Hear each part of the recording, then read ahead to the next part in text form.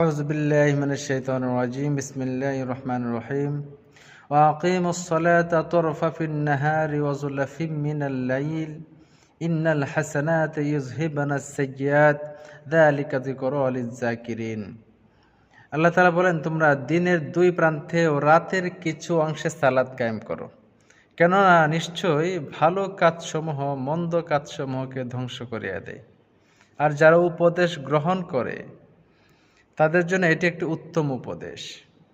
এখন কথা হচ্ছে, ভালো কাজসমূহ মন্দ কাজসমূহকে ধ্বংস করিয়া দেয়, মানে নামাজ সকল প্রকার খারাপ কাজ থেকে বিরত রাখে। এটা যেমন সত্য কথা, কিন্তু আমরা নামাজও পড়ি, খারাপ কাজও করি। তার মানে কি? হাদিস মিথ্যা? হাদিস সত্য, কিন্তু আমাদের নামাজের মধ্যে ত্রুটি রয়েছে, বিদায় আমরা নামাজও পড়ি আবার খারাপ কাজও করি। আল্লাহ তাআলা আমাদের সকলকে নামাজের হক আদায় করে নামাজ পড়ার তৌফিক দান করুন। ওমা তৌফিক ইল্লা বিল্লাহ।